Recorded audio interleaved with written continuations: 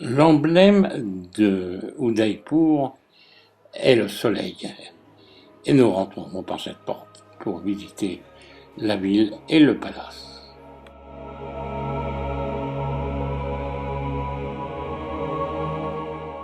C'est du lac Pichola que nous prendrons la vue sur l'ensemble du palace de Udaipur qui fut fondé en 1567 par Rana Uday Singh II.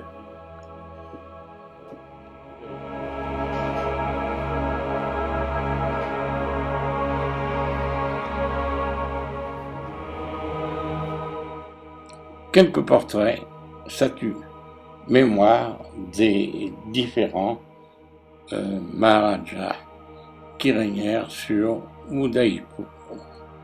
Aujourd'hui, c'est toujours la même famille qui règne mais qui n'habite plus le château qui est devenu. Le palace est le plus grand du Rajasthan, construit en plusieurs étapes et surplombant le lac Picholi. L'on dit qu'il est la Venise de l'Orient et l'un des endroits les plus romantiques.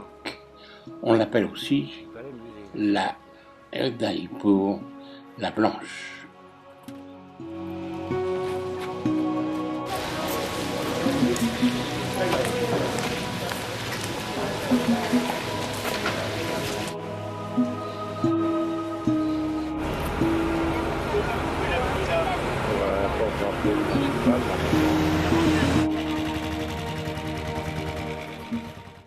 Nous revoyons ici la porte d'entrée principale.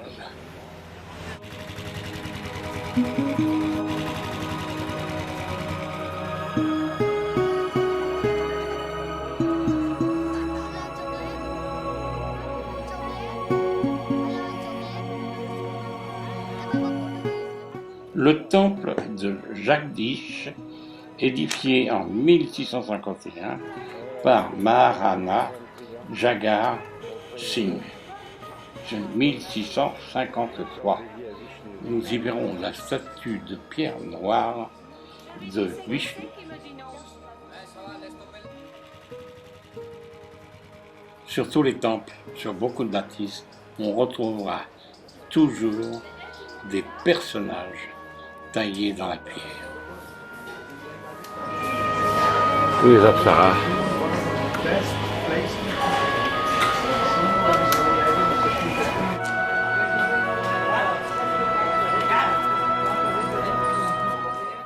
La question à se poser, est-ce que par hasard, c'est pour prévenir les dieux que l'on sonne la cloche?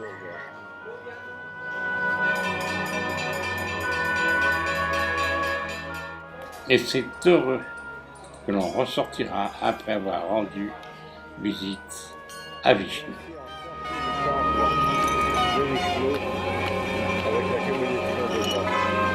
C'est ici, suivant l'oracle ou le moine, que fut décidé d'attaquer Udaipur.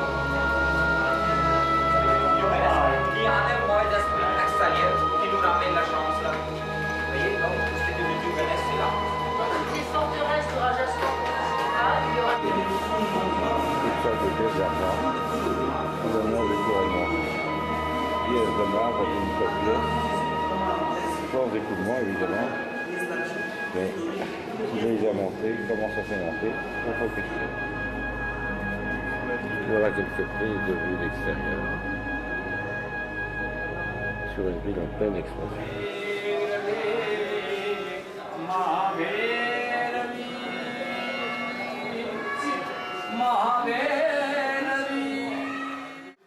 Inutile de vous dire que Udaipur est une ville extraordinaire de par son art.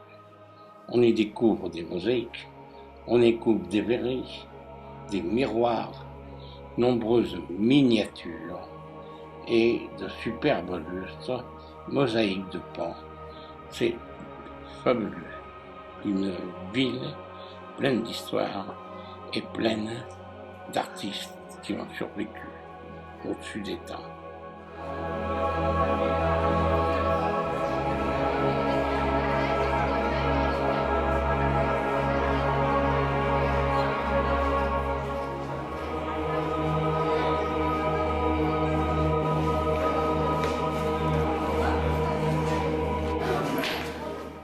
Voici quelques mosaïques admirables.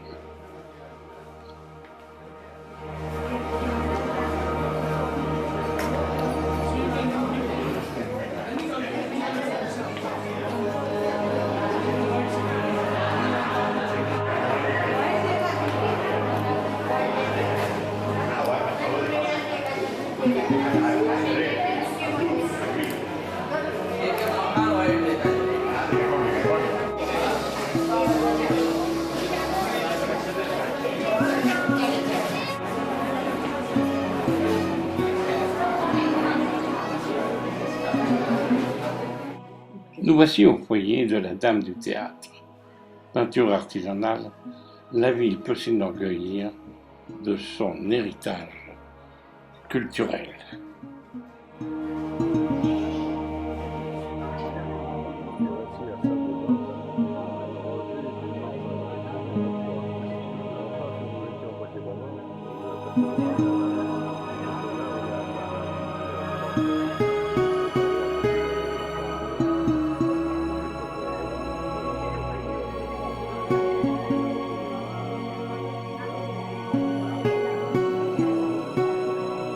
Et voilà une base de la salle de bal.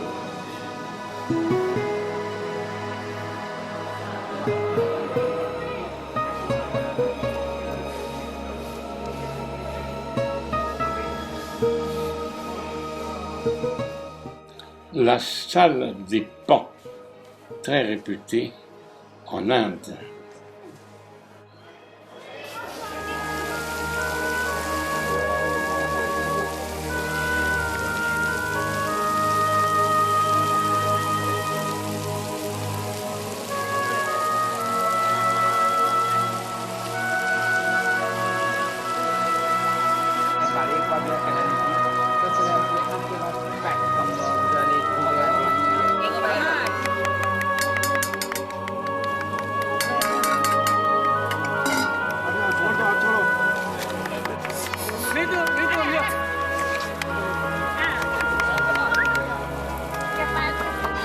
On a commencé à manger avec les commentés. Tout ça, les enfants dans les arbres. Voilà. C'est le blanc. Ça, c'est la gamme arabique, la résine. Turquoise. Lapis lazuli. Plus riche couleur. C'est lapis lazuli. Pierre. C'est pierre. Pinceau. Voici. Et on va tracer les lignes. Avant de finir ce que nous avons vu préalablement. Travail très pointu et très méticuleux. La préparation, le traçage du futur dessin. Après le travail de miniature.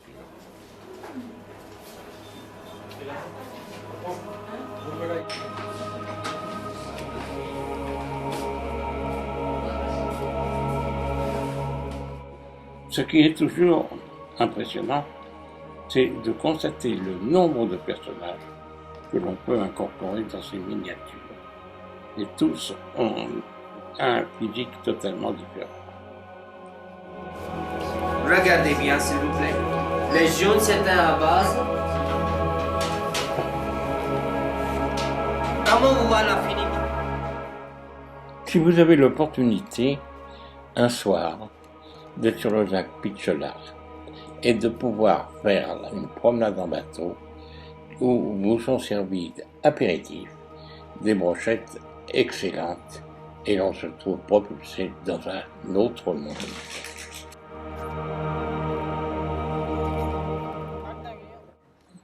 Costumes et environnement vous transportent à l'époque des Maharajas.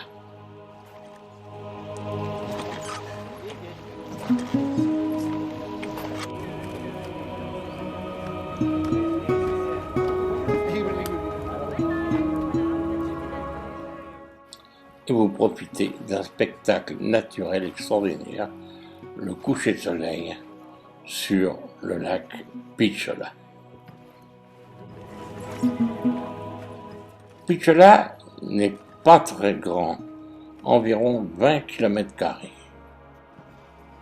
peu profond. Et vous jetterez un coup d'œil sur les remparts du palace. Bonne nuit.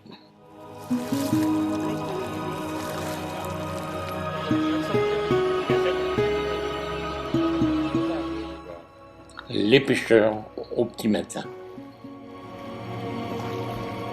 Nous quittons Udaipur pour aller sur Ranapur et Jodhpur. Et là, nous venons de voir une Nehru et les jeunes mamans au bout du lac Pichola.